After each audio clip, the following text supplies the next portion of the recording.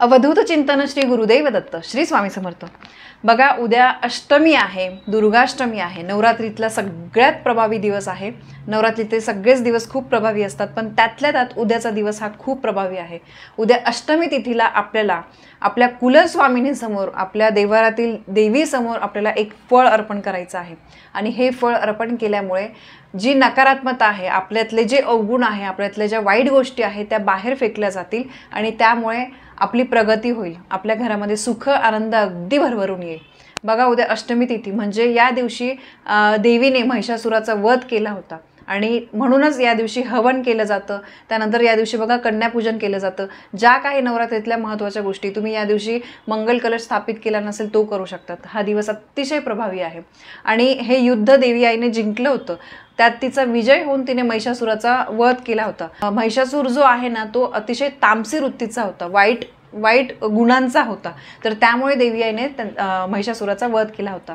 त्याप्रमाणेच बघा, आपण महिषासूर तर नाही पण माणूस आहे, तर प्रत्येक माणसामध्ये काही ना काही एक दोन वाईट गुण अवगुण जे आहे ते असतातच।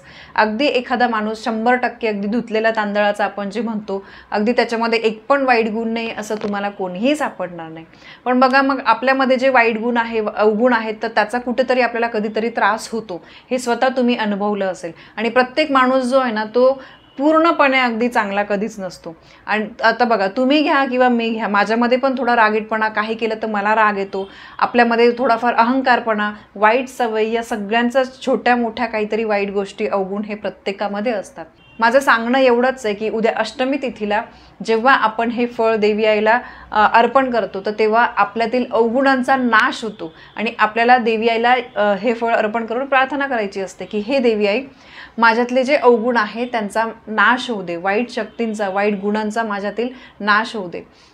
तर बघा, मी सगळ्यात पहिले तुम्हाला सांगते की आपल्याला काय करायचं आहे। उद्या दुर्गाष्टमीला आपल्याला देवी आईला एक फळ म्हणजे कोहळा तुम्ही बघितला असेल, एक मोठं फळ असतं, मी तुम्हाला स्क्रीनवर पण दाखवते। तर ते बऱ्याच लोकांच्या घराच्या बाहेर तुम्ही टांगलेलं बघितलेलं असेल, घराच्या बाहेर, दुकानांच्या बाहेर, शॉप्सच्या, बिझनेसच्या ठिकाणी मोठा कोहळा जो आहे तो वरती टांगलेला असतो। तर कोहळ्यामध्ये नकारात्मकता शोषून घेण्याची खूप क्षमता असते।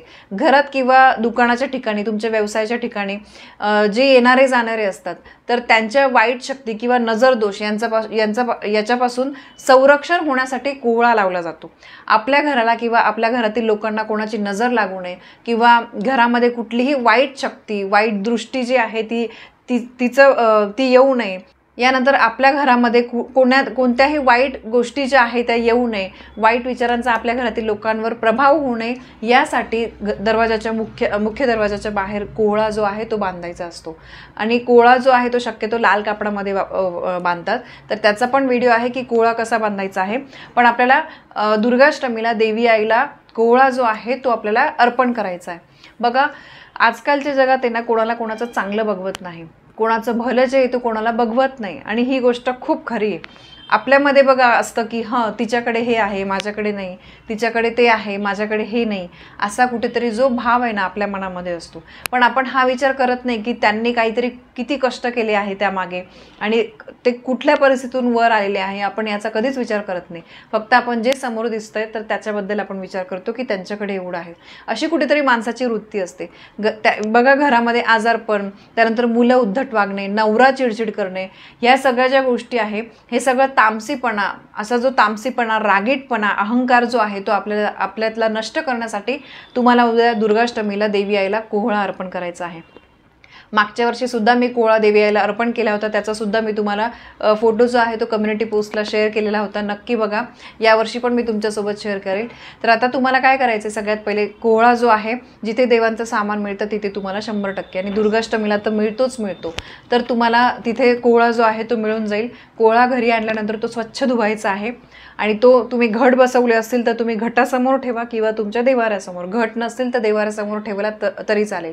तर त्याला हळद, कुंकू, अक्षता, फुलं अर्पण करायची आहे आणि देवी आईला तुम्हाला प्रार्थना करायची आहे की जसं तू महिषासूर हा तामसी वृत्तीचा माणूस होता, राक्षस होता, त्याचा तू वध केला, तसंच माझ्या घरातील प्रत्येक व्यक्तीच्या तामसीपणाचा तू वध कर। माझ्या घरातील प्रत्येक व्यक्तीच्या मनामध्ये जे काही वाईट विचार आहे, वाईट सवयी आहे, त्यांचा तू वध कर. घरातील वाईट गोष्टी बाहेर जाऊ दे. असं आपल्याला देवी आईला मनापासून प्रार्थना करायची आहे. कारण बघा, आपण जेव्हा काहीतरी देवीकडे मागतो की मला माझं हे होऊ दे, माझं ते होऊ दे, त्याच्या आधी आपल्याला एकदा विचार करायला पाहिजे की आपल्यामध्ये पण खरंच काही वाईट अवगुण, वाईट गुण आहेत का, ते निघणं सुद्धा तितकंच महत्त्वाचं आहे. कारण मी नेहमी सांगते, तुम्ही किती पण देवाची सेवा करा, पण तुमच्यामध्ये, तुमच्या मनामध्ये वाईट विचार असतील, कोणाबद्दल तुम्ही काहीतरी वाईट विचार करून ती सेवा करत असेल, तर ती सेवा कधीही लागू पडत नाही. तुम्ही जर काहीतरी वाईट दृष्टीने काहीतरी देवीला म्हणताय की माझं त्या माणसाचं असं होऊ दे, तसं होऊ दे, कधीही नाही होत. देवी आईला सगळं, आपले स्वामी, आपली कुलस्वामिनी, सगळं त्यांना सगळं माहीत असतं की कोण कसं काय असतं. तर त्यामुळे वाईट मनाने आपण काही केले ना, तर ते आपल्याला कधीही कामात येत नाही. आणि बघा, आपण नवरात्रीमध्ये अष्टमी तिथीला बघितलं असेल की बऱ्याच देवीच्या मंदिरांमध्ये कोहळे जे आहे ते कापून तिथे ठेवलेले असतात, होमजवळ ठेवलेले असतात. आणि हा जो उपाय हा महिला पुरुष कोणीही करू शकतात. फक्त तुम्हाला करायचं काय, कोहळा एक तर तुम्ही पूर्ण अर्पण करा. आधी देवारासमोर मी सांगितलं त्याप्रमाणे तुम्हाला पूजा करायची आहे. त्यानंतर कुठल्याही जवळपासच्या मंदिरामध्ये बघा, दुर्गाष्टमीच्या दिवशी बऱ्याच मंदिरांच्या इथे होम केला जातो, होम हवन केलं जातं. तर अशी पूजा घरी केल्यानंतर तुम्हाला तो कोहळा जो आहे तो मंदिरामध्ये जाऊन ठेवायचा आहे. आणि बऱ्याच मंदिरांमध्ये केला जातो होम, तिथे तुम्हाला ठेवायचा आहे. कोणी कोणी काय करतं ते असं पण तुम्ही करू शकतात. तो कोहळा तुम्हाला अर्धा कापायचा आहे. घरी पूजा करण्याच्या आधी तुम्हाला तो कोहळा अर्धा कापायचा आहे. त्याच्यावर हळद, कुंकू, अक्षता अर्पण करायचे आहे, फूल अर्पण करायचं आहे.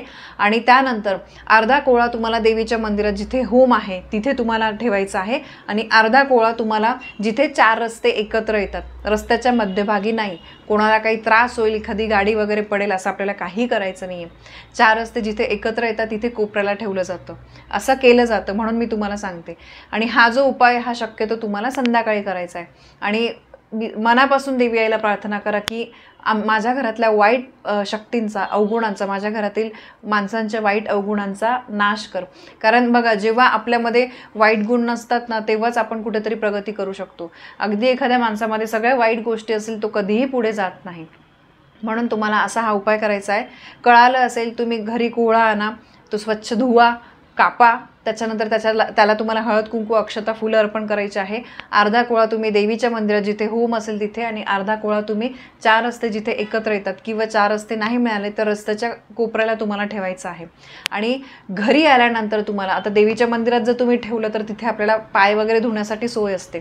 तर हातपाय आणि तोंडावरून तुम्ही पाणी फिरवायचं आहे. हातपाय स्वच्छ तुम्हाला तिथे पाण्याने धुवायचे आहे. जर समजा तिथे तुम्हाला धुता नाही आले तर तुम्ही घरी आल्यावर पहिले दाराच्या बाहेर थोडंसं पायांवर पाणी टाका आणि त्यानंतर तुम्ही बाथरूममध्ये जाऊन स्वच्छ पाय वगैरे धुवा. कारण बघा, आपण आपल्यातली नकारात्मकता, कोहळा जो आहे तो नकारात्मकता शोषून घेतो. तर त्यामुळे आपण हा उपाय केल्यानंतर आपल्याला हातपाय धुवायचे आहे. अगदी सोपा हा उपाय आहे. आपल्याला जर सर्व काही आपल्या घरामध्ये चांगलं व्हावं असं जर वाटत असेल तर पहिले आपल्यातले अवगुण बाहेर फेकणं तितकंच महत्त्वाचं आहे. आपण कोणाला त्रास देणारे असू तर आपल्यासोबत, बघा, आपल्या मनामध्ये काही वाईट विचार असेल, आपण नेहमी कोणाला त्रास देत असू तर आपल्यासोबत सुद्धा तसंच घडतं. आपल्यासोबत कधीही चांगलं घडत नाही.